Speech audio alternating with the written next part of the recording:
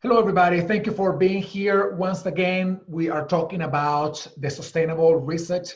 And what we're doing today is sharing ideas about how to remain not only relevant as organizations and individuals, but also what are the things that we're doing today as individuals and organizations that can be sustainable in time? What are the changes that we're making these days that are working and are working well and that we can sustain in time once we're out of this coronavirus crisis? So I have a fantastic panel today. Oops, I'm hearing myself in there. Somebody had the LinkedIn Live open. All right, so that means that we're live. That's good. So for everybody, once again, thank you so much for connecting. Please let us know where you are connecting from. That would be great to know, where in the world you are. And if you have any questions for this amazing panel of HR leaders, please let us know. We're going to be trying to bring some of those questions back to the panel. And finally, we're going to have another panel right after this. So there's going to be one more panel as part of this sustainable reset conversation that we are having this morning. So without further ado, let's just kick it off. And our fantastic group of panels will be they will be introducing themselves. So let's go in order. Kandi, you show first in my screen. So welcome to the panel. How are you doing? Hi, I am having a great Wednesday so far. So happy to be here. I'm Kandi Gongora, and I am the head of People and Organizational Excellence for Goodway Group. And we are a fully remote company. So, but that doesn't mean we aren't dealing with some things of our own right now. So thanks for having me. Awesome, Kandi. Thank you so much for joining us. Joanne. Hi, I'm Joanne. I'm calling in. I'm here from our head office in Montreal, Canada. I'm VP Global HR for a manufacturing company, Softgel Encapsulation. We have offices globally. So I'm sitting today in Montreal. Awesome, Joanne. Thank you so much. It's good to have you here. Mike, how's it going? Good.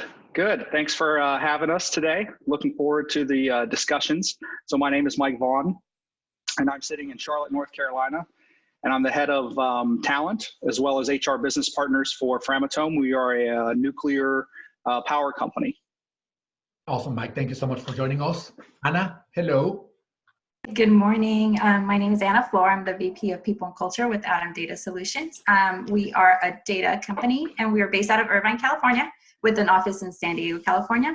Not fully remote, but are fully remote today. So this is going to be a good conversation. Awesome, Anna. Thank you so much. Garrison, hello. Good to see you. Hi. Sorry for hopping on. Having some Zoom issues this morning. But my name is Garrison Gibbons. I'm the head of people at Knotch, which is a marketing technology platform based in New York City. We have around 60 employees that are now working remotely and have since scattered across the country. So excited to have kind of this conversation as we kind of are gearing towards making some decisions, maybe proactively, around kind of how long we're going to keep this, or if this is going to be something that we make more permanent. So excited to have this conversation and hear from all of you today. Awesome, Garrison. Thank you so much for joining us. And for everybody, we're going to have a conversation about the sustainable reset. So if you have any questions, please feel free to post them on the chat. I want to just get right into the topic about some of the things that you're doing now in your organizations that are new for you, and some of the things that you stopped doing because of the crisis. So the reason why I want to bring up this question is because then I want to dig a little deeper into what of those things is working well and what of those things may not be working as you thought they would be working, and how can we change them. So the question is, what things are you doing right now in your organizations that you were not doing before? And what things were you doing before that you're not doing anymore because of the crisis? So anybody wants to jump in? I'll jump in. Go ahead, Mike. Well, I think the one of the ones that jumps out at me is we are continuing to hire. So we're still an essential business, and we are helping everyone keep the power on so we can have all these Zoom calls. And one of the things that we were challenged with is we were not a video interviewing company. We had not utilized it. We didn't have the technology. And that's one of the positives that I hope come out of this. So we are now utilizing video technology for interviewing, and we are continuing our hiring process. So that's, just one of the things that we are doing that we were not doing before. Excellent. Anybody else wants to share something about that? Yeah, I can add kind of on the video topic. So we've always done virtual meetings because we do have a remote task force. It wasn't a habit of ours to do video conferencing. And when you go to full remote, body language and communication is so important. So we started implementing mandatory videos for our conference calls and for our meetings so we don't lose that. So that's one thing we picked up that we're hoping to continue even after COVID, even after we go back to offices, because it is so important to be able to visually see people and get that body language that you would get when you're in person meetings. Yeah, that's we were very important. I'm sorry, Garrison. Go ahead, please. I just wanted to sort of like highlight how important it is to get people together in video calls and see them. Yeah, absolutely. Yeah, I think we were in a unique position that we utilize Zoom and Slack and basically a lot of technologies like that, despite being in the office. And so a lot of our external meetings and even a lot of our interviewing, we had shifted to Zoom ahead of time, just in an effort of making it easier and more efficient for the people that we work with, whether that be our vendors, our clients, or kind of people that we're interviewing for jobs with us. I think the challenge for us that was kind of unexpected was when our entire communication shifted to video and or Slack, realizing how much we really interacted with each other in person, how many in-person meetings we had internally. So I think the biggest change for us has been internal. And I think we're on week 7 now. So I think early on, we kind of adjusted to, okay, let's make everything that used to be in person a Zoom.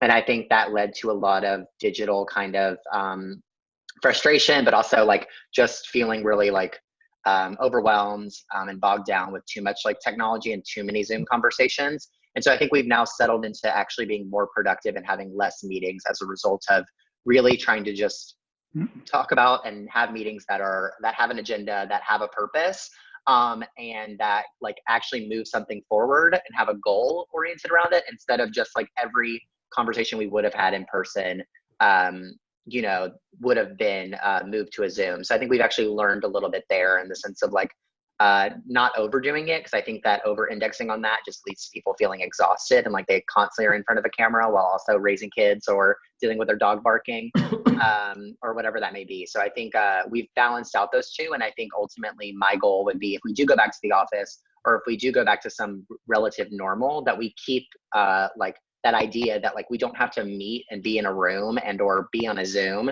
to work out some of these problems and or just like meeting overload, trying to like deplete the number of meetings we have. I think that's been something that I felt more productive having less meetings than we had before. Yeah, Awesome. I was to say for us, we were remote. So, but then we were used to video meetings. That's common. What we weren't used to is having the kids, or families or sick people, the different things that are happening in their homes. And so we had to really become very flexible there and understand the daycares are shutting down. And how do we encourage the teams to work together? We have the soul of our organization are teams, client teams. And so how do they work together to quickly navigate through that and figure out when can I be on, when can I not be on? I'm acting as a school teacher too in some capacities, that's how they're feeling. And so how do we manage that? So we had to quickly do that. We also realized that we need to give them some relief and embrace the family aspect even more. So, we have Family Fun Fridays where it's kind of a talent show. And we do that every Friday. And I think that's something we're actually going to keep. We were well on our way to focusing on wellness, but it just accelerated it. So now we have meditation sessions throughout the day. We have yoga. We have some different things to provide some relief and release in different ways. And I think that's one of the things we're going to keep. And I saw the comment about Zoom fatigue. And it's funny because when we were remote and we were not the norm, we had tons of one-on-one meetings and video meetings all the time, like meet, because that's how we work, or that's what we thought. What's interesting now is that hearing from all of you and kind of sitting back and going, what are people saying now with how they're working? We're actually evaluating how we work remotely because of what you're telling us. And the meeting fatigue is one of those things. So we're actually working through that on how we can be more spontaneous throughout the day and not have our calendars full of meetings. So we're actually focusing on that. Awesome. Joanne? For us, we are a manufacturing company. So unfortunately, we're about 300 people globally, but in Montreal, it's our manufacturing plant for our major product. We had to shut down. So I think that the main thing for us was flexibility. We really had to become flexible with regards to our other employees, how they could work, because it really affected every other aspect of the business. When production shut down, everybody's shut down. Our industry is probably one of the last ones that will come back. It's a recreational sports industry. So that's going to affect quite a bit of the business. But shutting down our production really affected every aspect, whereas we needed to have flexibility with regards to people working from home. We had to, bring in a little bit more compassion about people that did want to work or didn't want to work because they have compromised parents that they live with, or children, or themselves. So flexibility was really the one that is top of our list at this point. And that's what we had to really change our style, because manufacturing, everybody needs to be in the office, old school. No, that's fascinating, because right now we are in HR, but generally across every function in an organization, we are in a redesign process to think about, what works, what doesn't work, what should be, left behind, what should we embrace. And one thing that I have been telling people over this time is that in that process to redesign, because we don't know how the future will look like, there's got to be a lot of room for flexibility. You got to set up the basic foundation of what you want things to look like, but leaving a lot of flexibility on how they will be implemented, room for improvement, for innovation, for creativity, because, manufacturing company may never look the same anymore. Organizations in the future, the restaurant or the retail industry will probably never look the same as it did just a couple of months ago. So I know that, maybe when we talk about opening up the economy, we know what we mean, right? We want to open up our businesses, but they will have to operate in a different way. And that will require a lot of flexibility. And I want to connect that to something that Ravin Jesudasan said before in our previous conversation. Part of the preparation for crisis like this means that we have to rethink about our business models. And very often, we've been in a place like this before, probably not in our lifetimes, but in 1918, we were here with the Spanish flu. Then there were wars. There was the Great Recession. There was 9/11. There was the recession of 2008. So we've gone through all these pains in different times in history. But every time it seems that we continue to be very unprepared for crises like this. So if you think about what needs to change in your business, in your organization, to help them be more ready for future situations like this, from your HR perspective, what is it that you think we should do from HR to help our organizations rethink their business models, to be ready not only to operate under normal circumstances, but also to have some level of preparedness for potential future crises? Anybody? Yeah, I actually was talking to the CEO of a major franchise / retail concept in the food and bev industry this morning, just talking about that industry and how they're struggling because, the minimum wage in New York City, where I'm located, is $15 an hour. And so most of these workers make $15 an hour, and they're actually getting more money and benefits being on unemployment. So they're actually struggling to even find people that want to work, given that unemployment is providing them with more income and benefits during this time, and they don't really want to be at risk at work when they don't have to be. So that unemployment's set to go on for about 4 months. And so I was thinking about how retail and restaurant owners should have been more prepared for this, just given where the economy's at and how this has happened before, especially when it comes to unemployment being offered and extended in this means. I think it is a great point, Enrique, that we're shockingly unprepared often when it comes to recessions, even though we've been due for one when it comes to this. We've been due for an economic downturn. I think the challenge here is, being unprepared from a technology perspective when it comes to being forced to be remote, because in most economic downturns that we've experienced in my lifetime or in the last several decades, it hasn't required people not to go to work. It's mostly been layoffs or like business preparations. And so I think the challenge here was that a lot of companies were hesitant to kind of make that leap. And I think it forced our hand. So I am a firm believer that I think the future of work is, as we've all been discussing, and Enrique, as you've made your career around, the future of work has always been kind of in our mind, but it's kind of in that one thing that we've been scared to do.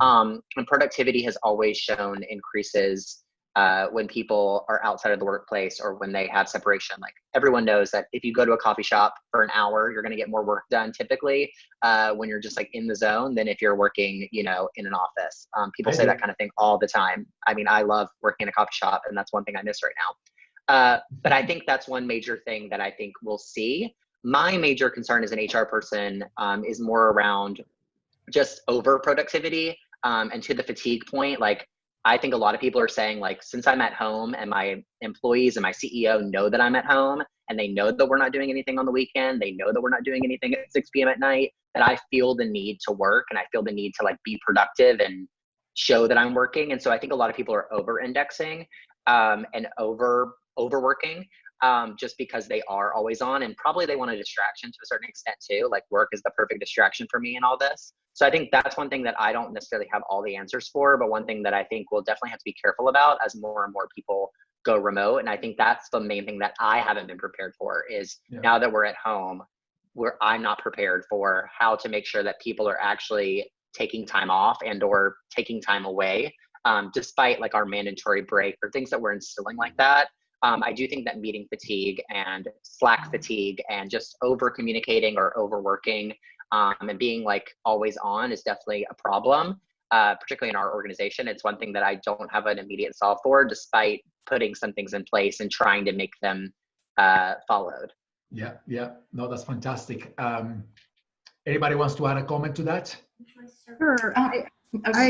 Okay, so I was going to say there were some things that, we deal with this issue a lot as far as like the levels of work coming in and coming out, right, with our business. So we've been trying to talk about this for a while and try some different things. One of the things that we're looking at is, and we've been using, is a gig network or gig economy internally. So we have some client teams that have a lot of work and they're fine with their capacity, and we have other teams that, depending on their clients, it comes and goes. And so we're using the internal gig economy to kind of help, like, hey, raise your hand saying I have extra time right now, and that's okay. And how can I help others out? And then we have other teams reaching out going, hey guys, we need help. We're onboarding this new client, or we have this going on. And so they're able to use their expertise and have impacts in different ways. And so we're asking ourselves, like, how can we continue to use that even more to make sure that we have the right talent at the right time versus always having to hire and have extra talent just in case the clients come on board. So I think the other part of that is we're kind of redesigning just job roles in general. And we've been pushing our people to reskill and upskill and be more generalists.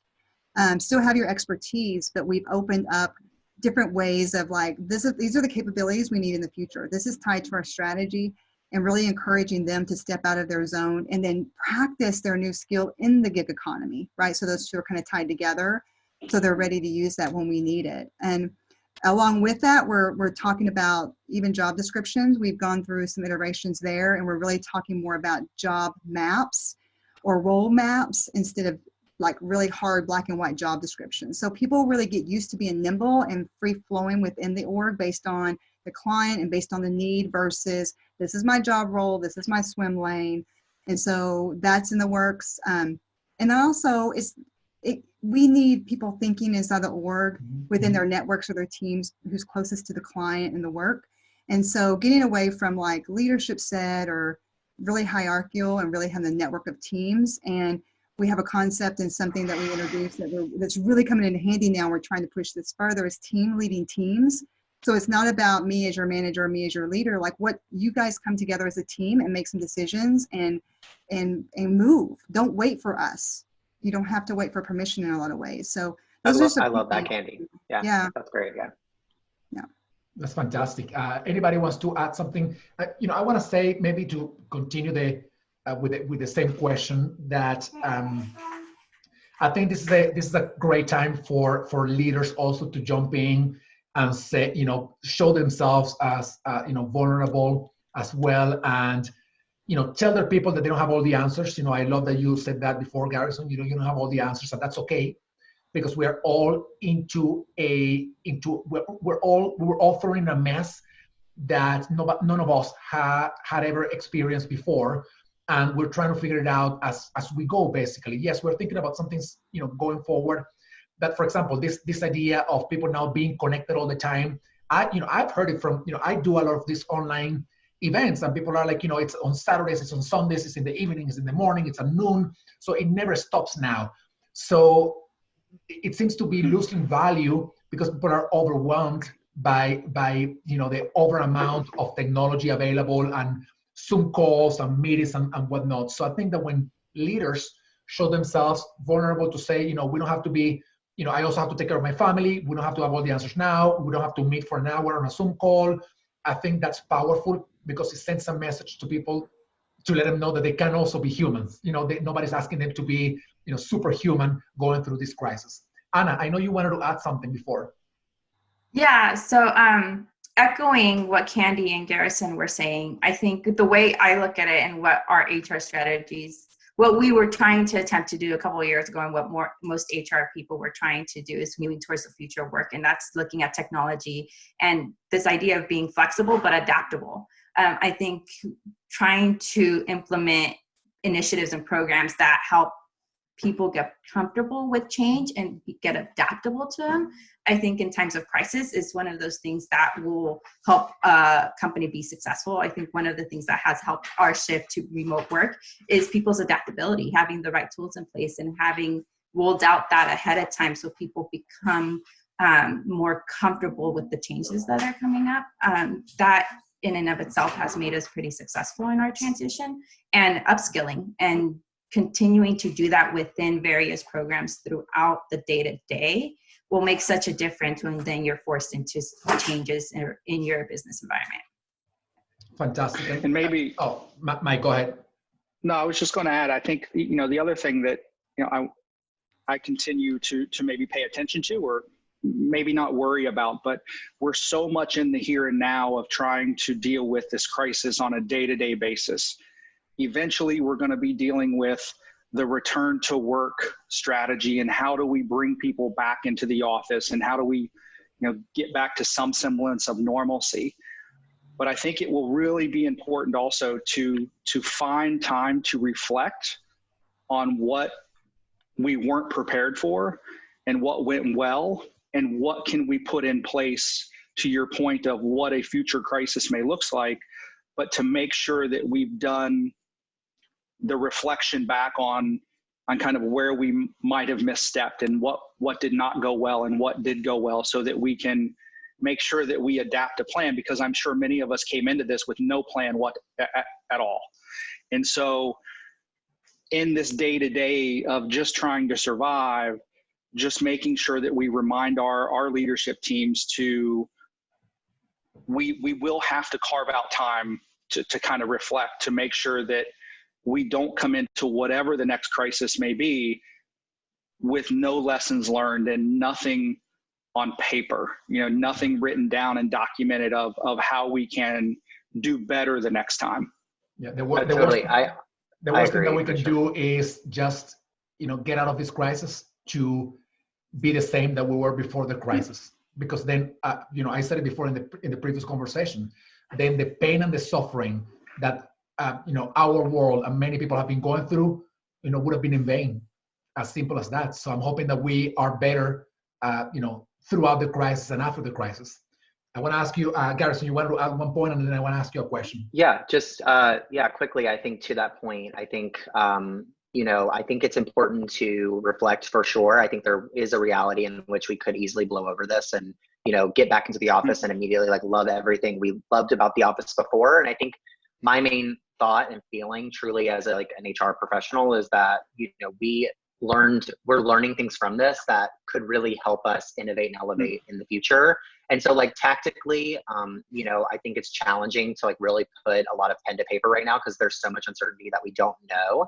But I think that I try my best every week to reflect on things that we've learned. And I think from like a tactical perspective, as I know that there were some comments around like wanting some more tactical information, I think like over index on like employee engagement surveys, over index on, you know, really getting sentiment, because employees will be the ones that when things go back to some level of normalcy, when their kids go back to childcare or when their partner goes back to work, they're going to be the ones that like try to move on from it. And so I think getting their emotions, feelings, getting the data there around like, are they feeling overworked? Are they like, look at how many meetings you're having, do an analysis on like what's happening on the recruiting side. You kind of have to do all of that, I feel now, and while it's happening, because I think we will be the ones as leaders that will be continuing to like, as historians, figure out how things change or what things are looking like. But I think the rest of the world will move on and our workplace will move on. And so I think there's a certain tactical things you could be doing now, like employee engagement surveys, like regular one-on-ones, ask me anything hours. Those are some things that I'm doing right now in an effort to just try to get some data in real time, because I think the data that we can get now, though we might not know what to do with it, will be beneficial in the future when we're really trying to make some more hardline decisions around our growth, around our budgets, around our hiring, etc. That is fantastic, by the way, because one thing that I, based on, you know, I have conversations like this, you know, 10, 15 times every day. And one thing that I feel we're missing is leveraging or collecting the data to let us know what's going to be important in the future. So for example, the very basic thing that we should be collecting right now is does it really work to work from home, right? You know, that's a basic data point that we need to collect. And many companies, and I understand why, because we're all going through a lot of pain and suffering right now. There's a lot of chaos and uncertainty, and some companies may not have the time to collect this data. But if we are able to gather some data, you know, for the things or from the things that are happening right now, we're going to be better prepared to make decisions going forward about whether it makes sense to let people work from home and you know, how to support them and whatnot. So I think that's a very relevant point. I want to ask you one question, and I'm going to give you a couple of seconds to think about it while I make another comment for, you know, for our audience. You are all HR leaders, and if you were to write down in a piece of paper the things that you're doing today or these days, you probably will need, you know, 200 pages to fill out, you know, to write down all the things that you're doing. I know it's a very complex reality for everybody, but HR people, I'm super empathetic with our HR community because they are going through a lot of suffering and pain individually to adapt at home. You know, like Kandi, you're taking care of your children, but you also have to take care of your employees, which is not the same reality for somebody that is just an employee who have to take care of their children, and that's pretty much it, right? So I know you're going through a lot of stuff right now, but if you were to say one thing, the one thing that HR leaders need to be focusing on right now, and the one thing that they should be spending most of their time right now, what would that thing be? I'm gonna give you a couple of seconds to think about it, and I want to also address our audience. We've been doing the interview series, we started last week, and we brought a great number of amazing thought leaders that are either collecting data and doing research on all that's going on right now, or they are living, you know, in their own flesh what's happening with this crisis and living it and breathing it in their own companies. This is one thing that happens when you do something like what we're doing in Hacking HR. If I go back to all the interviews that I've done and all the workshops that we've done, I think that very often we're going to have common ground on many things that people agree that we need to do, but very often you will hear advice that differs from one another. And one person will tell you, I think you need to focus on being more human. Another person will tell you, I think you need to focus on being more adaptable. Another person will tell you, you need to be focused on taking care of yourself. So none of these things is exclusive or in contradiction with each other, but you will hear a lot of advice that may tell you or may imply that you need to focus on something different. The reality for everybody in this call and everybody in the world is very different. If you have a kid at home, you have to take care of your kid, and maybe you also have to work. If you're an HR leader, you have to take care of work, you have to take care of your kid, and you have to deliver bad news to your employees. So your reality becomes a little different. If you have a kid at home that maybe is a kid with special needs, then your reality becomes even more different. So you have to take all of these ideas and try to make sense of them for whatever makes sense for you individually. I know this is hard because you are being exposed to a lot of ideas right now, a lot of content, a lot of knowledge and information. And ultimately, what I would suggest you to do and encourage you to do is to hear everything, but ultimately apply and implement what makes sense for you individually. That may not make sense for me. I don't have kids, but I have a dog. So, for me, my reality is different, but everybody, will hopefully embrace each of the advice that they are getting from everybody for, in whatever ways make sense for them. This is very important to say because, we're going to be rolling out many, many, many more interviews going forward. And we're going to be hearing great advice. But once again, it's whatever makes sense for you in your company, your reality, your own individual personal life. Anyway, let me go back to the question then. What if we can even say one thing, I don't even know if that's possible, but if we can even say one thing that HR leaders could be focusing on right now and spending most of their time in, what would that thing be? I think for our company, manufacturing, we had a very old school type of management style. I think what I will take out of this and hopefully move forward with is employee experience and adaptability. I know that's two things, but I'm going to combine them together.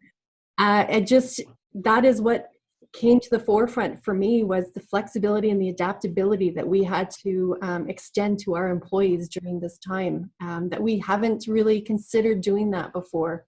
Manufacturing, you always have to be in the office. You know what? You don't. Other than our production employees who need to be on the floor, the rest of the staff could be flexible, and I think more flexibility, more employee experience will come out of this for our company.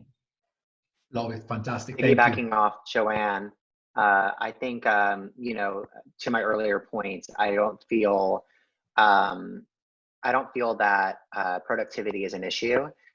So I think focusing less on productivity, because I think that's where my gut reaction was as an HR person, was like, how do we make sure people are working? How do we make sure they're being productive? How do we make sure that people that aren't productive have something to do? I think that will be less of a priority for me. And I think more of a priority around morale, particularly as, this affects people differently. To your point, Enrique, everyone's dealing with something different. And I think when I've had these conversations about morale, particularly like to your point about like someone who has a child with special needs, or someone who has, a grandparent who has fallen ill, I think, a lot of times as leaders, our gut thing is like, okay, well, we don't want to solve something that's not really a problem, or like that's only affecting one person or only affecting two people. And I think during this time, I'm really trying to, from a morale perspective, take all that data in, even if it is just one person, and not make any decisions off of it necessarily, but really just note it and acknowledge it. And I think provide some level of context to it. And so that way that we have it in documentation. But I think morale for me is like number one, because I think morale is something that's not going to get fixed and or stay consistent, regardless of where things go. Productivity can maybe stay consistent depending on what your industry is or how you're working remotely. But I think, morale is something that as we go back to work, as kids start trying to go back to school, all these different things are going to impact people differently. And so I think that's just going to be a rolling like snowball that gets larger and larger and larger. And we're going to have to try to keep it as compact as possible to keep the snowball analogy alive. Absolutely. Thank you, Garrison. I agree. I think my focus is people. I think this is why I love what I do. I think as HR leaders, we have that potential to really influence what happens with our employees and their experience. And I think now more than ever, I see leaders just across the org really focus on people. It's, in a crisis like this, you become very human-centric in the decisions you're making. And that's really my focus has been on our people and every decision we made along the way, whether it's the we're going to go to work, remote work policy, or we're thinking about our return to office strategy. What does that look like? It's people first. How are we going to keep them safe? So everything we talk about, especially, that's always been my approach, but it's nice to now be able to have that well-rounded discussion with executives and hearing other companies have the same type of conversation when they're addressing their strategies for COVID. So being people-centric, human-centric, I think is my main focus. That is fantastic. And let me say a couple of things about that. People have been talking about the CEO now becoming not the chief executive officer, but the chief empathy officer because of what we're going through. And the other thing is that, I don't know if you have the same perception, but I think back to the crisis in 2008 and 2009. And I remember companies laying off people without any regard of their well-being. Now I'm seeing a totally new behavior where companies are saying, we're going to try everything in the playbook before firing, laying off, or furloughing people. And that to me represents a dramatic evolution in the way we address businesses right now. I mean, it's not all of them. I'm not generalizing, of course. There are still some that are behaving pretty, badly, if you will, but it's not 2008, which, it's a great testament of how much work we have done to increase empathy, love, understanding, tolerance, morale in the workplace. So, just wanted to make that align to your comment, Anna. Mike, Kandi? And just to, I was just going to piggyback off of what Anna said, is that, people is the easy answer, I think, to be focused on. But, how do we do that? Some of the things that I'm doing now is we have to be even more of a coach now for our leaders, because they were thrown into this, and maybe, they weren't as empathetic. It's not that our leaders don't care about people, but how do we show that empathy, and how do we show that? It's being that coach with your managers, leaders, and how they can, almost giving them permission and showing them the way on how to do it. So whether that is, having your own meetings with your leadership team. So we do this now on a biweekly basis just to see how they're doing, not to talk about, work, but, I think we as HR professionals and sometimes managers and leaders, we're so focused on making sure that our teams are okay. We can forget, about ourselves. So it's making sure that they see how to do it, amongst themselves, and then they can take that back out to their teams. And what I have found really encouraging is, to Anna's point, you're hearing more conversations now start with, how are you doing? And that wasn't always the case. We see managers now, we've kind of used the phrase that we're checking in, not checking up, and we're getting more of those kind of just check-ins, and we're seeing people organize things in teams that have nothing to do with work, and to, we encouraging leaders to show up to a meeting in a baseball cap, show up to a meeting in a t-shirt, just make it so that your teams feel it's okay, and to realize that in no sense of the word is this normal, and it's okay. So I think that's been really, kind of a tactical thing that we have to keep in mind, is now more than ever, we are the coach. We have to show them how to be empathetic. Fantastic. I love that, Mike. I love that. And I think what everybody has said, I just want to say, yes, yes, yes. That's where my head is. It's people, it's human-centric, it's empathy. So I won't repeat that. What I will say is, where I'm at is, I need to understand how to support our people in the right way, how to make some of these hard decisions. And to do that, I have to be connected to the business. So for me, we're partnering with our CFO.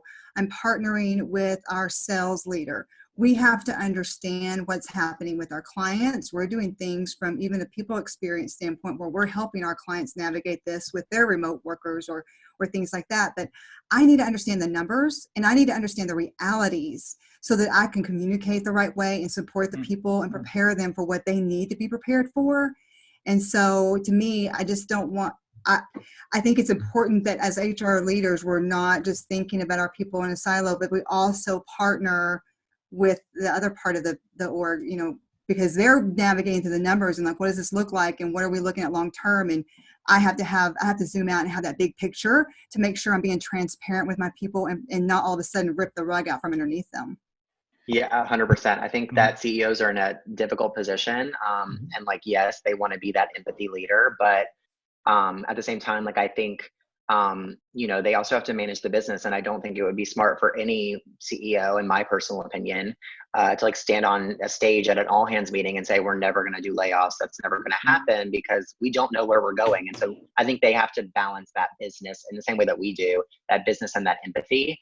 And I think to your point, Enrique, around like, we don't know so much. And I think there is so much value to be had as an employee. When I was an employee, if I had a leader say, I don't know the answer and I'm open to your ideas around this, or we want innovation, or we're monitoring this closely, but we can't tell you one way or another. Like, I think we all, like, yes, we want some balance. Like, I'm a person that craves stability. I would love stability right now.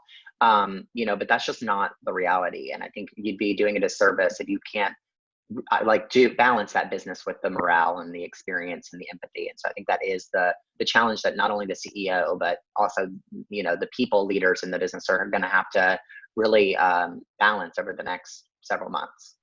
Yeah, that's myself, John. Yeah, go ahead, John. sorry. Go ahead. No, go ahead, please. I'm really partnered like very closely with the CEO, CFO, COO, and really speak to them on a daily basis to try to understand what aspects we need to, you know, analyze to get our people where we want them to be.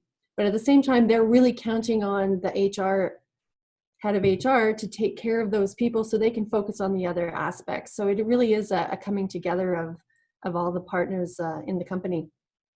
Fantastic. And we have a few minutes left, and I want to ask you one question and give you a couple of seconds to think about it as well while I make another comment.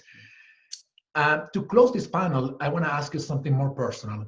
And what I want to ask you is, how are you taking care of yourself individually?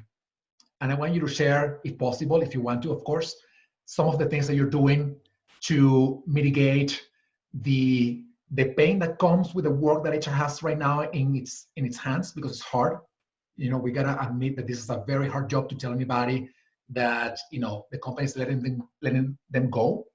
But you also have your own personal realities, right? Whether you have children or, you know, your parents, your significant others, whatever it is. So I would like to know how you're taking care of yourselves.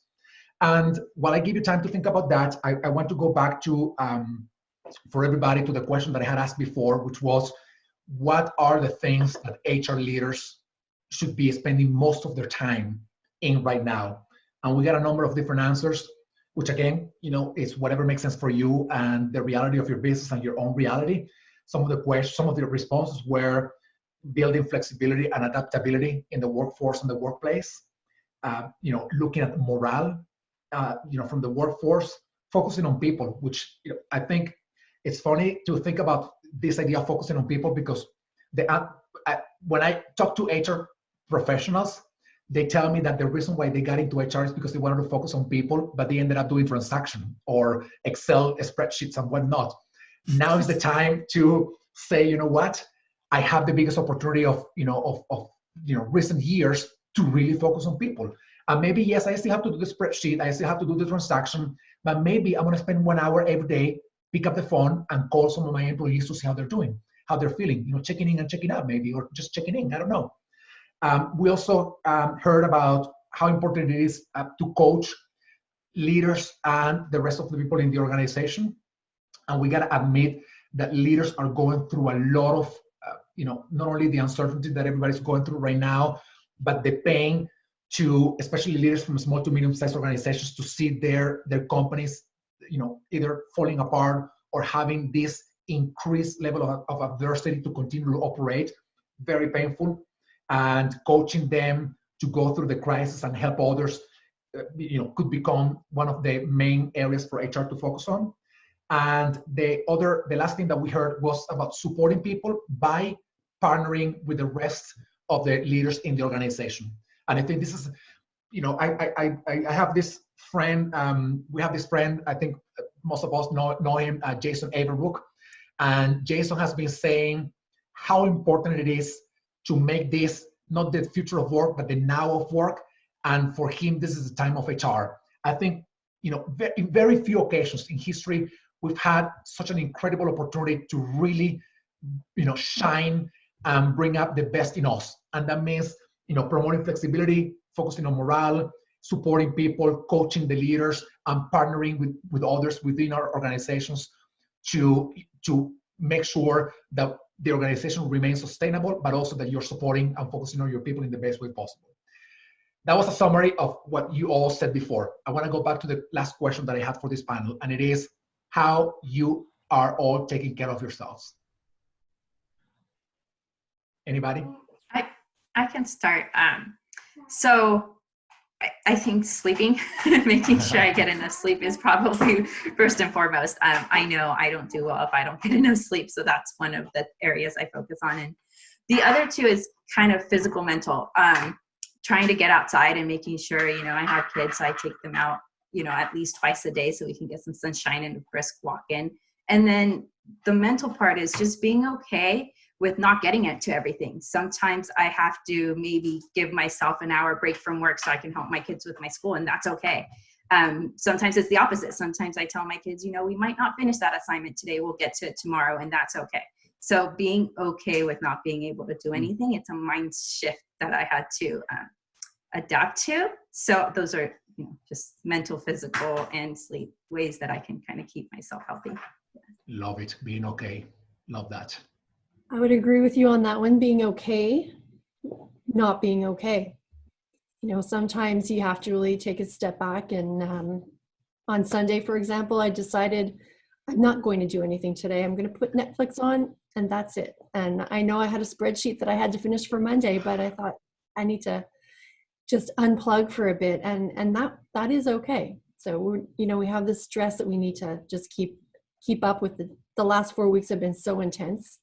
So yeah, sleep, exercise, and just being able to say, today I'm not going to do anything, and not feel bad about it, not feel guilty. I love that, Joanne. I've done some Netflix too, I will say. And I've had the same mindset of like, I don't care. And I need mindless TV. I don't want anything smart. I want something probably stupid and mindless. That's helpful. So I can see their problems, be like, oh, that drama there. But I have 3 ways that I consistently focus on myself. And Enrique, like you, I have a dog, but I have 4. I have 4 dogs. Wow. We do dog training and some dog conditioning and workout things with them. So they're going crazy too. So I do that every day with them. And that when I'm done with my work, they know, and we go and we play and we practice our tricks and we do our conditioning. I also schedule time each day with a workout partner, and we get on the Peloton and we do our ride and we do our strength training. And sometimes that's hard because I'm like, oh, I just need one more email, or I need to do this. But because she's there waiting, I'm going to go, and then I'll come back to work if I need to. The other thing is meditation. I've been using meditation to help me sleep because I can't sleep. And so it's harder than ever now to get good sleep. And so I've added more meditation in my practice, whether I need it in the morning, or maybe I just need to take a break between meetings, or again, to help me sleep. But that's my third thing, is just the meditation to kind of just clear my mind and get me into a different space. Fantastic. Oh, that's great. And I think, for me, I live by the calendar. So it's really important that I actually use the calendar. So I'm very specific about, I walk my dog in the morning at 6:30. That's on my calendar.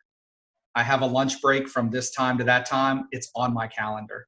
I have these interview sessions. They're on my calendar. And so even as it gets into the evening, I have, quitting time. It's important that especially now when we're intertwining home and work, that you figure out what works for you and you build that around it. And then you just, of course, everything's flexible.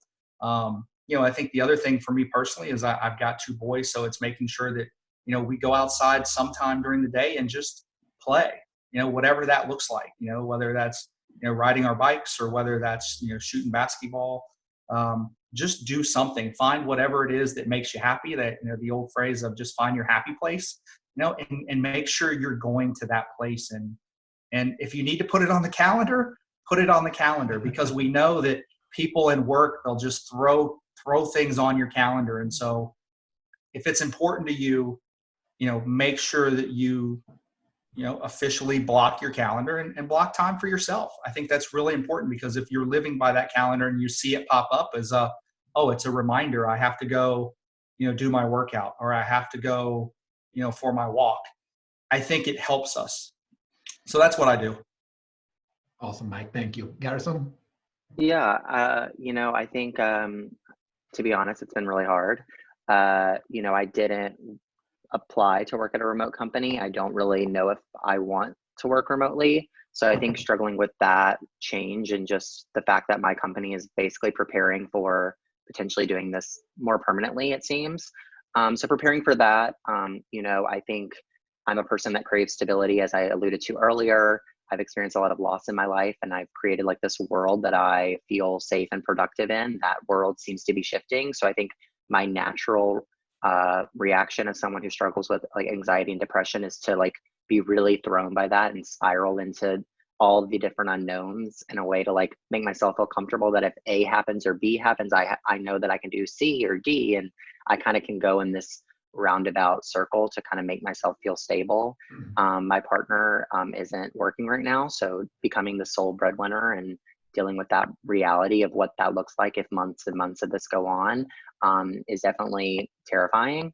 I was set to kind of be in line for a raise and promotion that are obviously on hold. So I think all these realities have really thrown me, and I think it has been terrifying, and I think it changes day to day, hour by hour, minute by minute. And so I think what I've really tried to do is be really open and honest with my fellow leaders about that, open and honest with my team about that, and giving them permission to do the same. And I've had a lot more people come to me as a result of me being honest and upfront about how I'm feeling and what I'm going through, and just being more understanding about what I'm going through by being transparent about that. So I think that's really helped. To Kandi's point, I don't sleep very well, and I've been posting about that on LinkedIn a lot, and I've gotten a lot of good advice. A sleep mask has actually done wonders, shockingly. So I think like trying to stick to a schedule, to Mike's point, has definitely been helpful, because I think when you're in your apartment and you're not used to like having a designated workplace, or you're in a confined apartment or home, and you're not used to it being work, it's important to set yourself to a schedule. Otherwise, I've definitely been trapped on my couch working and being distracted by TV or things like that. So I think definitely keeping to a schedule, definitely doing some sort of wellness, whether that be walking outside or doing some exercise or doing some meditation or just reading a book, watching mindless TV. That definitely has seemed to help. And then I think, taking time away from your family and or partner and or dog, and making it feel like work, where you're not around that, and then finding, thus by doing that, finding the joy in being surrounded by that, versus I think early on I was resenting my partner and my dog, because I was like, I'm always around you. So now if I can like remove myself and have him being in another room and have me be in another room and to have that time away, I actually cherish that time together again. So those are some things that I'm doing, but I think it's important to just be like, look, it sucks, it's hard, I hate parts of it, and finding like just the joy in saying that, and or just the relief in it, acknowledging it, has been really helpful. Well, thank you for sharing that, Garrison. And I know you've been, teaching all of us that being vulnerable about what we're going through is okay, and it's a way to inspire others to be vulnerable and ask for help. I know you are, very big on inspiring people, that we're all going through a hard time, and it is okay to share when we're going through difficulties and ask for help. This has been an amazing conversation. We have to wrap it up like in 1 minute. I am very thankful with all of you for sharing your ideas about how to make this crisis an opportunity for the future. And I wanted to say something that I said in the previous conversation. I think we're going through sort of a very dark tunnel right now. We don't see light anywhere. We're all, we see the news and it's all very overwhelming. And some people are talking about, we want to see the light at the end of the tunnel. And I want to see it too. What I'm hoping though is that the light at the end of the tunnel is not like the light that we left behind, because that light was not working for everybody. people were overworked, they were stressed, they had anxiety, and the fact that we have 22 million people out of the workforce without healthcare, that's not tolerable, especially not in this country, in our country, in the United States, or anywhere else in the world. The fact that we don't have a safety net for small to medium-sized organizations, that is unacceptable in a developed country or anywhere else in the world when those companies are the ones hiring the majority of the people. So I think the light at the end of the tunnel, I think all of us are hoping that it comes. But I think we have in HR or all over the world and across organizations, we have an extraordinary opportunity to create that light, to make it different than it was before. So I'm hoping that it becomes something better for all of us. Anyway, everybody, please stay tuned. We have one more panel coming up soon in 5 minutes from now. Kandi, Joanne, Anna, Mike, Garrison, as usual, a privilege and an honor to have you in this panel. And please continue to take care of yourself and inspire others to be okay with what's going on and continue pushing along. Thank you, everybody. Thank you. Thanks, everyone. Bye. See you soon.